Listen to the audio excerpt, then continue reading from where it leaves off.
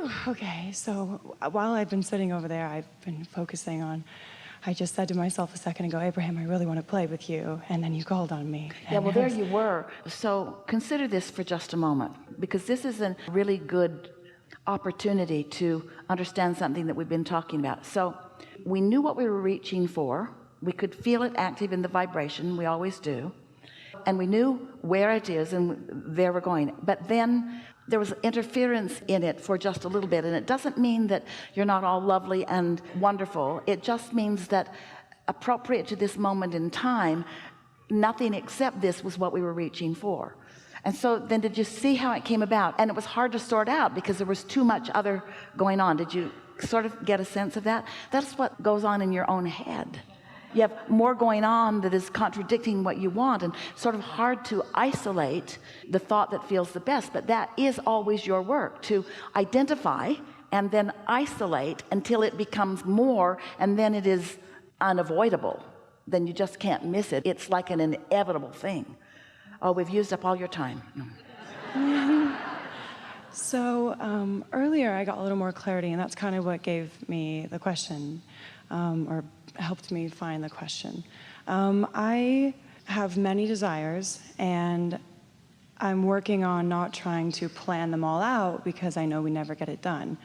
And so I have a desire. It's also a nice idea to think about your ideas playing nice with each other. The cooperative components of the variety of ideas will make them all give strength to all of them. An idea that is easier for you will give strength to an idea that isn't easy for you. The end of the stick analogy that we're talking about. Yes. Do you think you have to choose among your desires, or could you just pick anything that's easy and let that energy that is surrounding that desire feed the others and make them bigger until you can see them all? Yes. And that is what I'm hoping for more clarity from you on, is I feel that when I get too focused on one desire for, let's say, modeling or acting or wanting to just be a light to people in a big way, and I feel that being a performer will help me to do that for lots of people in a way that feels good to me. The thing about that is, this is a really good conversation, because the thing about that is, you want to be an uplifter, and you've chosen an avenue which puts you in the public eye, which is just wonderful. But in doing so, now you're aware of their response to you, which is where it goes wonky. You have to leave their response to you out of it and only do it for your response to your own desire. So you have to continue to activate and keep active your knowing that you are an uplifter, and you have to give no attention to whether you are uplifting anyone or not, because that's on them. Do you know? There are those who will not be uplifted.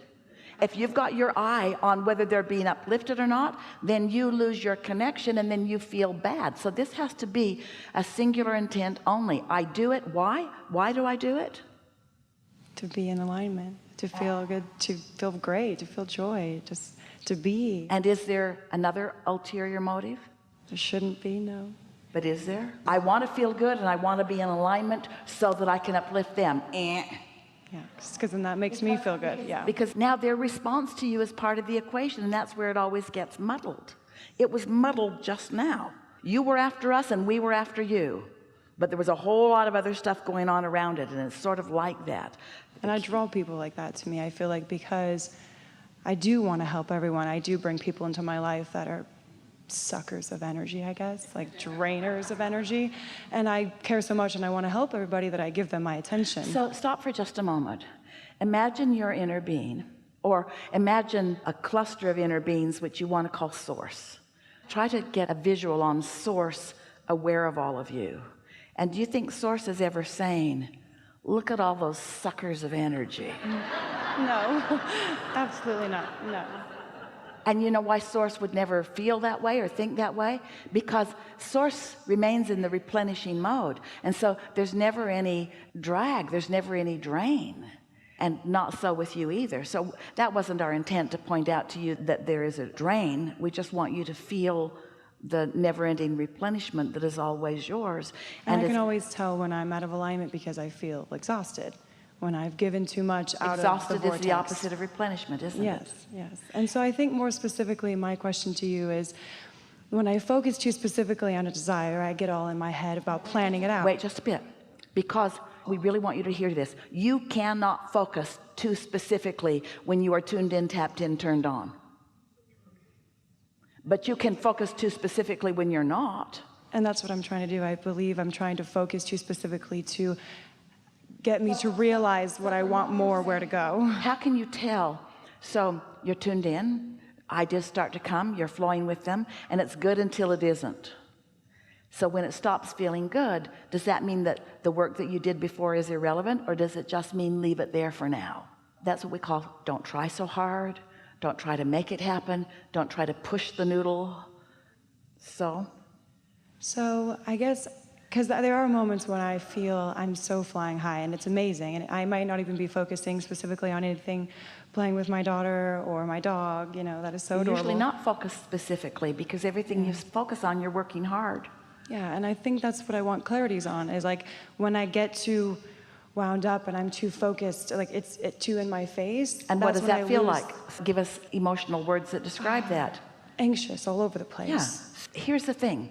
If you've let it get to anxiety, then there's nothing for you to do in the moment, because everything you try to do to get rid of anxiety will cause more anxiety.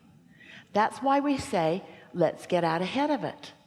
Don't fall in the hole and then try to climb out. Stay away from the hole. That's what we mean by getting out ahead of it. Be nicer to yourself. Give yourself more time. Do the things that soothe you most. Don't get depleted and then try to fix it. Do the things that encourage the opposite of depletion, which is renewal and replenishment. Find a time to meditate and do more basking and get off to yourself and let yourself daydream. Segment intend. Segment intent is getting out ahead of it. I just got in my vehicle. It's a new segment. What do I intend for this segment? I intend to have a wonderful transfer from one place to another. Because if you're out ahead of it, more momentum can happen. But if you've caught yourself in resistance and you try to fix it, the momentum follows the resistance rather than the allowing. Does that make sense to you? Whatever's most active within you, that's the direction that it's going to go. A while back, and Esther demonstrated it for friends the other day, we encouraged Esther to take a piece of paper and in one corner write something that was representative of good things she wants. And in the other corner of the paper, we asked her to put a symbol that was evidence or an indicator of things unwanted. And then we asked her to make herself a dot right in the middle of the bottom of the paper. And then we asked her to just begin daydreaming. And so she thought a thought that was in harmony with all the good things she wants. We just began drawing a little line from where she was in that direction. And as she thought more, then more. And as she thought more, then more. But eventually, and quicker than she would want to admit, but it was perfect and fine, she got somewhere where she thought a thought that started to go off this way.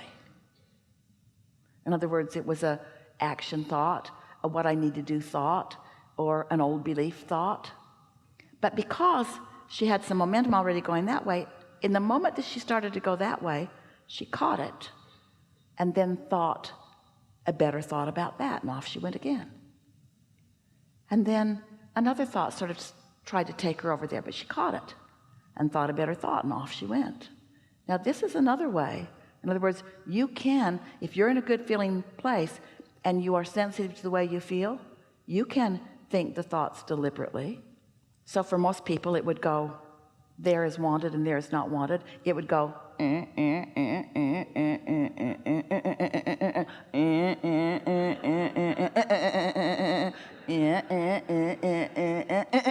then you just want to kill yourself because you're working really hard at trying to control your thoughts, which is fine. We know you like achievement. Or you could meditate and get tuned in, which would lead you to blissful thoughts.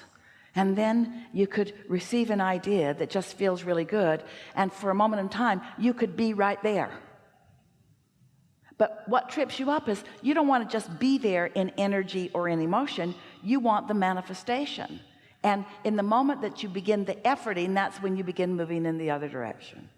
If we could convince you that everything you want is because you want to feel good in the having of it, then if you could let the feeling good be the singular intention that you have, not uplifting the world, not fixing things that are broken, not making the world a better place, but just having a really good time being the bright light that you are. Yeah. And I think that's, yes, I think that's exactly what I was hoping to get, because I feel like when I get too focused on, okay, I got to decide to be this or decide to be that, rather than just, I can just decide to be right now. But you know what? And then all that will happen. Sometimes that thought about being that came directly from your vortex. We're not for a moment asking you to discard those thoughts. It's wonderful to get an idea about what you want to do. Someone sat in this chair a little bit ago and just said, I want my bells to ring. That's a lovely thing. That's all you're asking for. So we're not suggesting for a moment that when those thoughts come, that you shouldn't pursue those thoughts. Satisfaction comes from one place and one place only: having an idea of what you want and moving in the direction of it. All we're asking you to be more aware of is when you are being a dream killer to your own dream. That's all. Don't be practical about your dreams, because when you're practical about them, you try to put pieces in that you don't have yet. You are practical. You are humans. And it's the thing that Esther is most focused upon not focusing upon these days. It's the thing that she's most focused upon not focusing upon. She wants to jump into action too soon, because the dream doesn't feel like it's enough, but it is. The dream is enough. And if you can dream it and it's enough, and dream it and it's enough, and dream it and it's enough, and dream it, it's enough, it will demand things of you that you can't not give it, but they will be things that are in harmony with the dream. The impulse will be so strong that nothing could keep you from following that. And that's the difference between receiving the thought and trying to think it into place. Did you get that? Yes, yes. Yeah. Thank you so much. Thank you. Really good. Really good.